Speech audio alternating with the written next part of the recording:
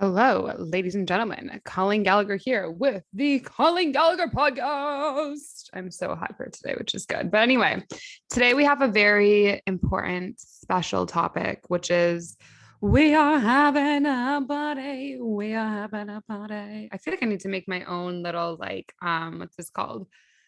Like intro song now of like Colleen Gallagher, tune in to receive the frequency and to attend the multi-dimensional party as we take over the world with love. I'm just kidding.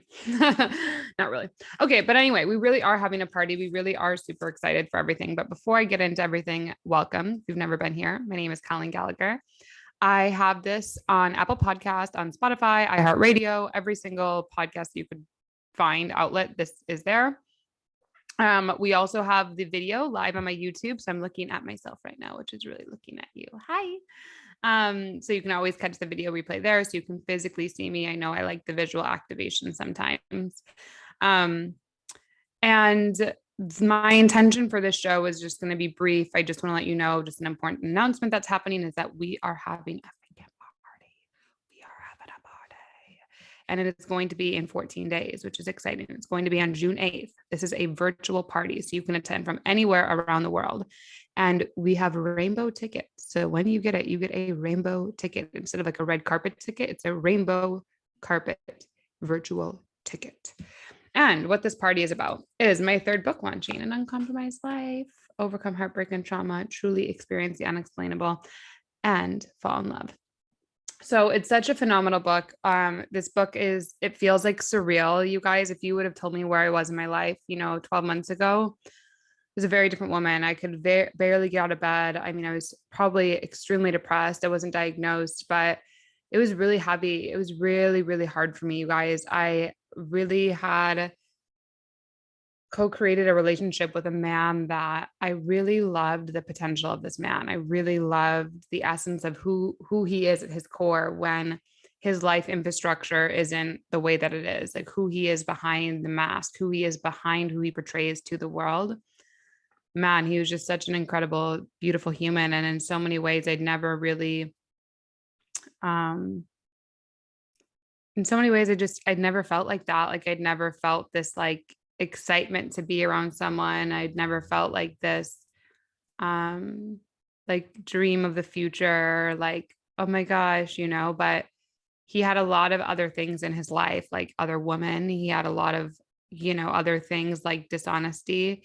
He had a lot of things that he was maneuvering as well, like in his career, like he, made a couple moves and was shifting. And so I was as well, but it was such a moment in time for me that I treasured because in so many ways I allowed this man to see who I really was. When I feel like as, kind of as like strong or independent women, sometimes our fault is like we feel like we need to do it all on our own, or even men, like we feel like we need to do it all on our own. We can't really share who we are. Like we always have to perform basically to this external reality or this external relationship to us in order to make others happy. And so, in a lot of ways, we kind of both did that. I feel, he's done a lot of good things, but when it came to me, it was specifically more for him to kind of get what he needed from me and not really support like my dreams or my desires or my expression. And,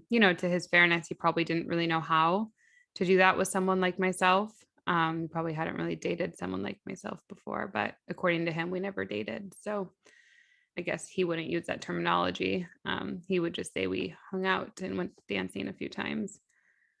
But anyway, what happened is, I never knew that I could have a child. I never knew that without being on medication. And, I wound up becoming pregnant and I had no idea the miracles that were going to be in store for my life.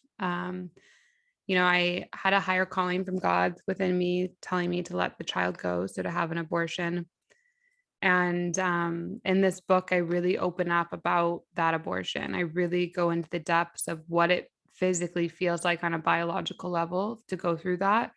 I share with you stories of a little kid looking right into my eyes, right before I go in and to take the pill, the first pill, it's 2 pills. And I really share that. I really go deeper into it of like my emotions, my, my revelations, my calling, my awakenings, my sadness, my darkness, the beauty, all of it. And it's just such a phenomenal story that I'm so grateful God gifted me. And through this story of kind of listening to God, of doing the hard thing, which was to really let this child go, even though I knew that I would be suffering much worse if I kept the child, because it is scientifically proven, a child does well when you have two parents who are raising it. And that was not going to be the case. This guy had multiple other women he was seeing, dating. I mean, he wasn't really going to be around. He was not going to really be responsive. I mean, he was not really going to be present. That's for sure. And I say that because he wasn't really present with himself. I mean, I saw the habit of that, so how can you, if someone's not present with themselves, how can you expect them to be present with a child? And so through that decision, it ended up revealing in my life that I'm going to be adopting my daughter, Ella, which is like this beautiful expansion through this trauma that I felt like very lied to by the Western medical system. I felt very lied to by this man. I felt very lied to by just doctors. And then it was challenging because right after this space of me going into like, oh my God, screw Western medicine, we go into COVID-19, a massive pandemic in the world. And I think there was a lot of, I had a lot of anger. Like, to be honest, I had a lot of frustration that people put so much trust into just this Western medicine when I just felt so deeply betrayed. So I felt like the whole world was kind of like supporting something when I felt like betrayed by it. It was very interesting. And I had this really hard time navigating my emotions. I had this really hard time communicating, articulating why I was so like against people having communication on illness. And as my life has unfolded, with my most recent event with my hacking of my social media, I've realized it's not what we focus on, we create, it's the intention behind what we're sharing. So if we're sharing something like race, or we're sharing something like abuse, or we're sharing something like expansion, or we're sharing something like trauma and why it happened, how do we move through it, how do we heal? The intention of, if you're sharing to be a victim, or you're sharing to be stuck in the same loop, is going to manifest only more of that towards you. Where if your intention for sharing is to cause an expansion, a liberated state, which is my magazine, expanded liberation, things began to really shift for you.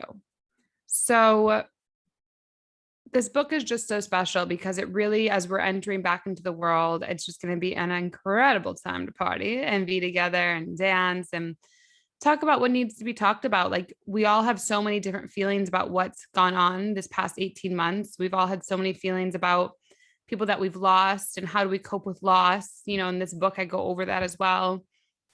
How do we cope with differences of opinions? How do we cope with heartbreak? I know some people, got divorced during this time. Some people are getting married during this time. Like, how do we move through that? And so it's just going to be such a fun time to get together, to talk, to commune, to share, to be present with each other, so that we can just rise into this world with love. We can enter back into this world with wholesomeness instead of brokenness. We can enter back into the post revelation of what's gone on with wisdom instead of the pain.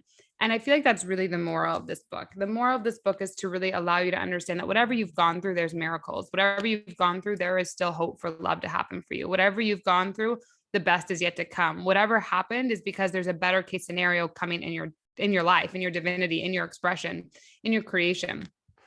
So yeah, I'm just so excited. I can't believe that it's here. It's felt like, this is my first book that I've done like full publishing. So it's like, it's taken a longer time because you have like a sales process and distribution. And, now we're going to bookstores and all the things. So it's just such an exciting time, to be alive, to be existing. And so anyway, I hope that you like this. I hope that you enjoy it. I definitely go to my website and you can get it. I do a signed copy with an intuitive channeled note. So that means that every time you buy it from me, I touch it. I literally tune into your energetic field. I write you a specific note based on what I'm tuning into with your energetic body and your light body. People receive these notes, you guys, and they are in tears, like tears. They are just bawling in tears. Like, it is so accurate what comes through me. So I highly suggest, if you can do it, get the signed copy and do that. If not, go to Amazon and get your copy. And then lastly, we are having a party. So I'm going to do a sound healing and meditation on the actual virtual party. It's going to be just so phenomenal. If you haven't heard my sound healing meditation before, I mean, I just posted to my Instagrams and LinkedIn and social media a sound bite from my most recent paid experience for a sound healing and meditation. And I mean, you guys, I blew myself away. It was the next level of the next level of the next level. Like the frequencies that are coming through me right now that are channeling through my vessel, my body. And like the more I take care of it, I mean, profound. I can never not do one again without a microphone because the frequencies coming through me are getting too high for the computer to catch.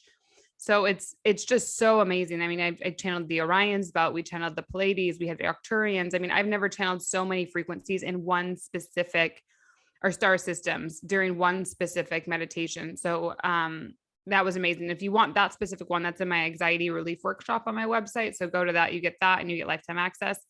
But this is the party, the party, the party, party, party. Okay, okay. Let me feel what else I want to say.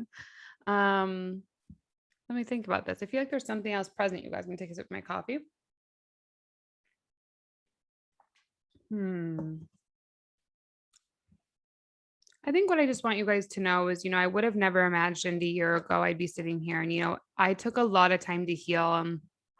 I extensively healed during 12 months after I, went no contact and really ghosted that relationship. To be fair, he did say he had visions of me dying and a car almost hit my side of the car and he wanted me to drive him home at midnight. But, there was a lot, you guys, and I really took the time to listen to podcasts like this. I went on YouTube channels. I really tuned in of like, what is it I want my life to be? I did workouts all the time. I was walking all the time. I did neurofeedback therapy. Like I was doing cognitive therapy, EMDR. There was a guy I was like kind of dating and now we dated like a year and a half. That was the guy who went and got married within 3 months and not telling me, which was wild. His friend invited me to his wedding and sent me photos of the wedding. Just the most wild experience. But anyway, that's not the point of this. Just take time to heal and like be okay with your process. Like I kept knowing, like I kept wanting to be like, when's it's going to be over? When's it's going to be done? Like I'm so ready for it to be done. And I was really around like a negative girlfriend who kind of would be like, this is going to take you a long time. Like get over it. They're out enjoying their life, all this stuff. And I think just really honor where you are like that.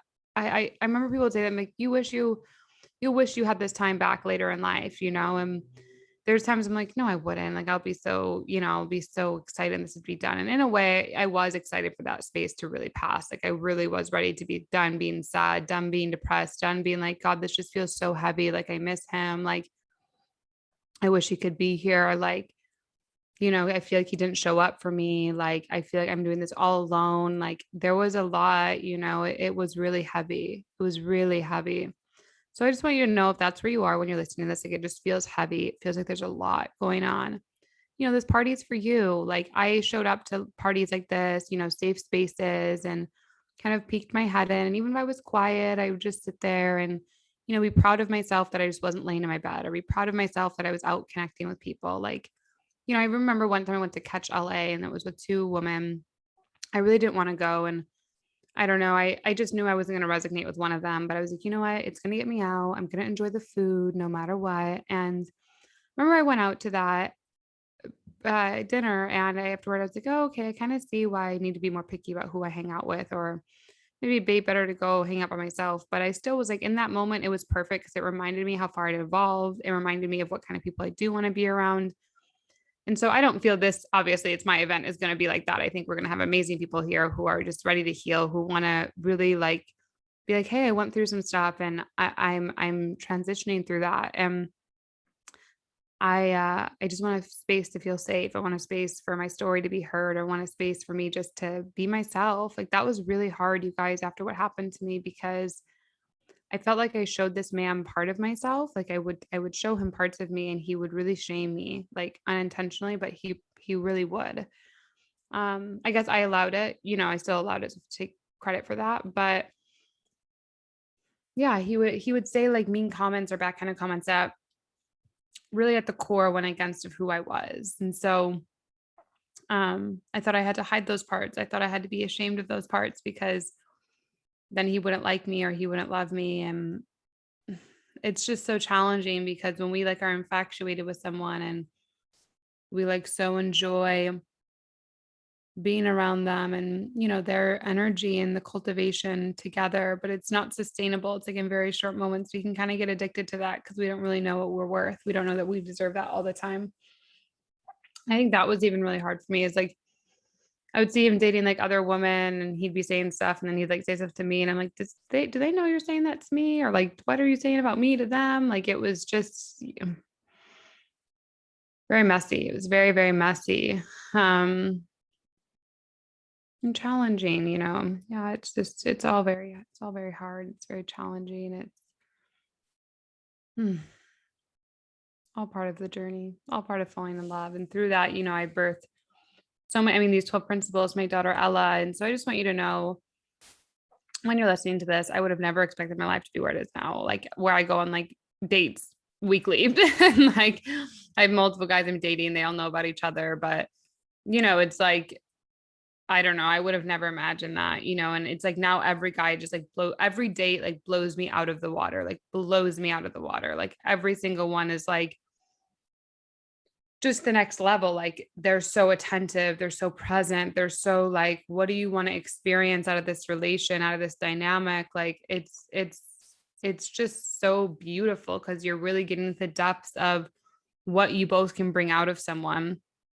And I really think that's where we want to align to in love. So anyway, I'm kind of rifting now on where I got off the party topic, but this is really what I do at my parties. I kind of talk like things like this. I don't know what I'm going to say, but well, I do know what I'm going to say. I'm going to have an outline. I'm going to share things with you. We're going to have a meditation. We're going to have some laughs. We're going to dance. We're going to just acknowledge each other in the journey we've been on as men and women in this dynamic of heartbreak and trauma and being lied to and just wanting to come back into wholeness of dating and relationships and sustainability. So anyway, the tickets are in the link in my comments or in the bio here. The early bird or the pre-sale tickets are going to go up Wednesday, May 26th. So make sure when you listen to this, if you want it, get it ASAP.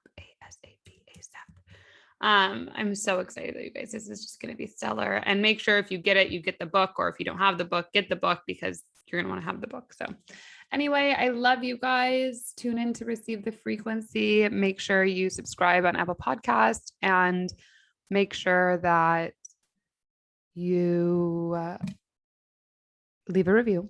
It really helps me and helps other people. Share it with your friends. Always reply to me in emails or on Instagram or Facebook, whatever works for you.